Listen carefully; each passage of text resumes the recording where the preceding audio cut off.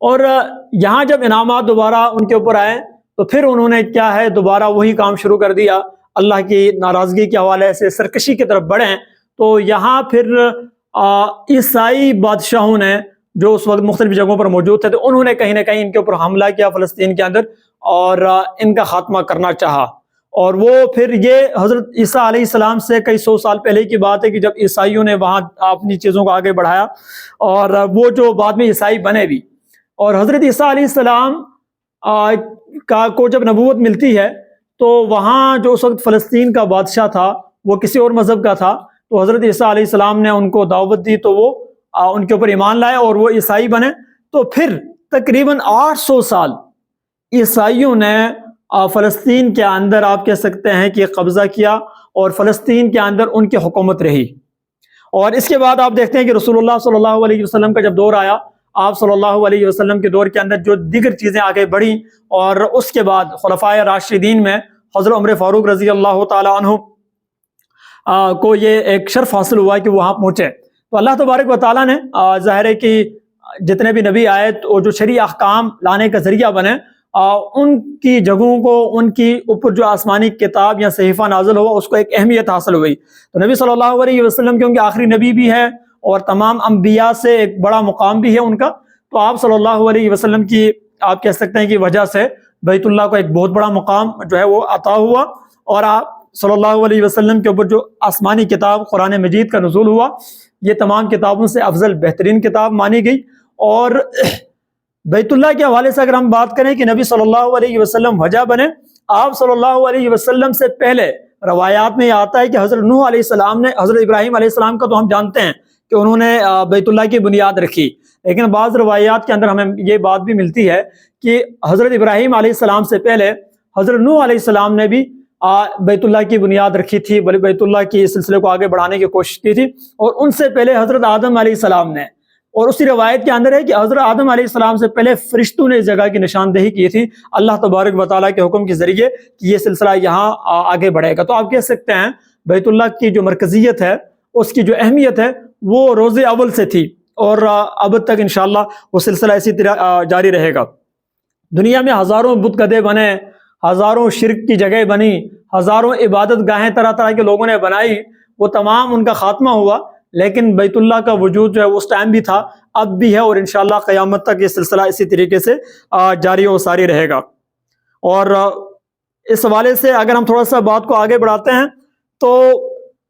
نبی صلی اللہ علیہ وسلم کا جب انہوں نے نبوت کا اعلان کیا، آپ جانتے ہیں کہ مکہ کے اندر ہی یہودیوں نے آپ صلی اللہ علیہ وسلم کو تکلیف دینے کا کوئی لمحہ ضائع نہیں کیا۔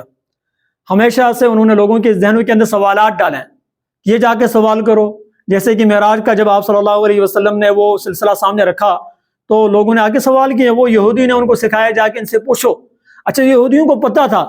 ان کے کہ یہ آخری نبی ہیں، یہ نبی ہیں، اور ان کے جوابات کا پتہ بھی ہے، اور وہ سوالات اسی طریقے سے کروا رہے تھے کہ پتہ کریں کہ یہ ہے۔ اچھا، وہ ہونے کے باوجود جواب ان کو وہی ملتے ہیں جو ان کی کتابوں کے اندر موجود تھے، اس کے باوجود بھی وہ ایمان نہیں لاتے ہیں۔ اور پھر جب آپ صلی اللہ علیہ وسلم نے مکہ سے مدینہ کی طرف ہجرت کی، وہاں پر بھی انہوں نے طرح طرح سے جو ہے نا تکلیف دینا شروع کر دی، یہاں تک کہ آپ جانتے ہیں کہ مسجد زرار کو جو ہے مسجد نبوی کے مقابلے میں انہوں نے اس مسجد کو بنوایا یہودیوں نے، اور ان میں کثیر تعداد یہودیوں کی ایسی تھی جو منافق تھے، بظاہر وہ اپنے آپ کو مسلمان کہلاتے تھے لیکن مسلمان ہوتے نہیں تھے۔ تو ایسے میں پھر نبی صلی اللہ علیہ وسلم نے صحابہ کے ذریعے یہودیوں کو پہلے وہاں میثاق مدینہ کی صورت ایک آپ جانتے ہیں کہ ایک عہد ہوا کہ یہ چیزیں ہماری آپس میں طے ہوں گی اور ہم سلسلوں کو آگے بڑھائیں گے، لیکن انہوں نے اس کی پاسداری نہیں کی، اور جتنے بھی قبیلے تھے یہودیوں کے انہوں نے پاسداری نہیں کی۔ تو المختصر یہ ہوا کہ صحابہ نے جو ہے ان کو ایک ایک کر کے وہاں سے مدینہ سے نکالا، اور خیبر میں جا کے انہوں نے اپنی ایک جگہ بنائی، اور وہاں سے انہوں نے نئی سازشیں شروع کی۔ وہ دن یہ دن آج تک مسلمانوں کو انہوں نے کہیں نہ کہیں آرام سے بیٹھنے نہیں دیا۔ نبی صلی اللہ علیہ وسلم کے بعد حضرت عمر فاروق رضی اللہ تعالیٰ عنہ کو یہ سعادت نصیب ہوتی ہے کہ آپ رضی اللہ تعالیٰ عنہ بیت المقدس کو فتح کرتے ہیں۔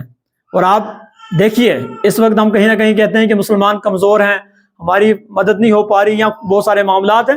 مسلمان تعداد کے اعتبار سے کبھی بھی مضبوط نہیں تھے، اسلحے کے اعتبار سے کبھی مضبوط نہیں تھے، مالی اعتبار سے کبھی مضبوط نہیں تھے، اگر مضبوط تھے تو ایمانی اعتبار سے تھے۔ ایمانی طاقت کے اعتبار سے مضبوط تھے. آپ دیکھیں گے حضرت عمر فاروق رضی اللہ تعالیٰ عنہ بیت المقدس کو فتح کرنے جا رہے ہیں. 2 بندے ہیں, 2 سواریاں تھیں, ایک سواری راستے کے اندر مر گئی, ایک ہی سواری, ایک ان کا غلام ہے, ایک خود امیر المومنین حضرت عمر فاروق رضی اللہ تعالیٰ عنہ. اور یہودیوں کی کتابوں کے اندر ظاہر لکھا تھا کہ فلاں ایسا شخص آئے گا اور اس کیفیت میں آئے گا, عیسائیوں کی کتابوں میں تو وہ آئے گا تو آپ نے اسے جنگ نہیں کرنی, کیونکہ وہاں عیسائیوں کی حکومت تھی اس وقت 800 سال سے, تو آپ نے اس کو چابیاں دے دینی ہیں, اگر اسے جنگ کرو گے تو منہ کی کھانی پڑے گی. اب جب انہوں نے دیکھا وہاں جو ان کا غلام تھا آدھی سواری وہ کرتا, آدھی سواری حضرت عمر فاروق رضی اللہ تعالیٰ عنہ کرتے, لیکن جب وہ بیت المقدس کے اندر آنے کا ٹائم آیا تو نمبر غلام کا تھا. دیکھیں کہ یہ ذرا تھوڑا سا آئیڈیل سچویشن ہے. ہم ذرا دیکھیں ہم کہاں پر کھڑے ہیں, پروٹوکول کے اوپر کتنا کمپرومائز کرتے ہیں بطور والد کے, والدہ کے, ٹیچر کے, یا کہیں پر بھی جو بھی ہمیں ڈیزنیشن ملتا ہے. حضرت عمر فاروق رضی اللہ تعالیٰ عنہ پیادل اس نکیل کو پکڑے ہوئے ہیں اس سواری کی. غلام نیچے اترتا ہے, کہتے ہیں امیر المومنین اب یہ زیادتی ہوگی, ہم پہنچ رہے ہیں وہاں پر, لوگ آپ کو دیکھیں گے تو آپ کو سواری کرنی چاہیے. امیر المومنین نے سختی سے منع کیا کہ جو ترتیب ہے اسی طریقے سے چلیں. جب وہاں پر پہنچے تو انہوں نے جب دیکھا تو آپ رضی اللہ تعالیٰ عنہ کو انہوں نے چابیاں دے دی. لیکن چابیاں جب دی تو وہاں ایک عہد ہوا ان کے درمیان, جس کو تاریخ کے اندر شروط عمریہ کے نام پہ پہچانا جاتا ہے. عیسائیوں اور حضرت عمر فاروق رضی اللہ تعالیٰ عنہ کے درمیان ایک معاہدہ ہوا, اور اس معاہدے کے اندر جو گواہ تھے فاتح عراق حضرت خالد بن ولید, فاتح شام حضرت معاذ بن جبل رضی اللہ تعالیٰ عنہ, ان کے دستخط بھی اس شروط عمریہ کا یہ جو معاہدہ تھا اس کے اوپر باقاعدہ موجود ہے, جس کے اندر یہ بات طے بھائی کہ آپ یہودیوں کو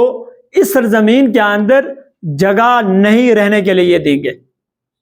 اس شرط کے اوپر عیسائیوں نے چابیاں مسلمانوں کو, یعنی حضرت عمر فاروق رضی اللہ تعالیٰ عنہ کو دی. اور پھر یہ سلسلہ آگے بڑھا, اور تقریباً آپ کہہ سکتے ہیں کہ یہ چیزیں آگے بڑھی, اور 800 سال تک یہ تاریخ کم از کم بنتی ہے کہ جس میں مسلمانوں کا وہاں عروج رہا. لیکن یہودی اس دوران بھی کہیں نہ کہیں جہاں جہاں ان کو موقع ملتا وہ اس پہ کوشش کرتے رہے. آپ جانتے ہیں کہ مدینہ منورہ کے اندر سلطان نور الدین زنگی رحمۃ اللہ علیہ, ان کے بارے میں آپ جانتے ہیں کہ ان کو خواب آیا, وہ جو یہودیوں نے کوشش کی تھی نبی صلی اللہ علیہ وسلم کے جسد اطہر کو الیاذ باللہ چرانے کی, تکلیف پہنچانے کی, لیکن وہ ان کے ذریعے سے پھر پتہ چلا اور وہ سلسلہ ان کا رکا. کس حد تک یہ لوگ جا سکتے تھے یا جا سکتے ہیں, اس کا ذرا ہمیں اندازہ لگانا چاہیے. اچھا, پھر ہم دیکھتے ہیں کہ سلطنت عثمانیہ کا ایک بڑا کردار ہے بیت المقدس کو آگے بڑھانے میں, اس کی چیزوں کو آگے ڈیولپ کرنے میں. تو آپ کہہ سکتے ہیں کہ خلفائے راشدین کے بعد جو دور رہا وہ رہا بنو ابو عباس کا, اور اس کے بعد بنو امیہ کا رہا, اور اس کے بعد بنو عباس کا رہا, اور پھر اس کے بعد سلطنت عثمانیہ کا دور آیا. یہ تینوں ادوار جو گزرے ہیں, ان تینوں ادوار میں وہ جو شروط عمریہ تھا, وہ جو معاہدہ ہوا تھا, اس کی مکمل پاسداری ہوتی رہی. لیکن جب سلطنت عثمانیہ اپنے عروج پر تھی, اور جو آخری ان کے سلطان جو گزرے آخری 10 سلطانوں میں ان کا نام آتا ہے, تاریخ کے اندر ان کا جو نام لکھا گیا ہے وہ سلطان بازید یلدرم. یلدرم کہتے ہیں بجلی کی طرح, مطلب چمکنا. وہ ایسا سلطان تھا کہ اس نے بجلی کی طرح علاقوں کو جو ہے نا فتح کیا تھا, جو آسمانی بجلی برستی ہے. تو یہ پہنچے تھے وہاں نا, یورپ میں ایک جگہ کا نام ہے, اس کو سینٹرل یورپ آج کل ہم کہتے ہیں, وہاں تک فتح کرتے ہوئے پہنچے تھے. لیکن ایسے میں سینٹرل ایشیا سے ایک حکمران پیچھے سے اٹھا کوئی اور, اس نے ان کے پیٹھ پہ آپ کہہ سکتے ہیں کہ کھنجر گھونپا, اور علاقوں کو دوبارہ وہاں ایک طرح سے آپ کہہ سکتے ہیں کہ وہاں غداری کا سلسلہ شروع ہوا. تو یہ واپس پلٹے ان کو ٹھیک کرنے کے لیے. اتنے میں یورپ اور باقی جو کفار تھے وہ سارے آپس میں ملے, اور یہاں سے انہوں نے ان کے اوپر حملہ شروع کر دیا. تو ایسے میں وہ جو سلطنت عثمانیہ تھا, انہوں نے جو علاقے ان کے پکڑے تھے, لیے تھے, وہ ایک ایک کر کے انہوں نے واپس لینا شروع کر دیا.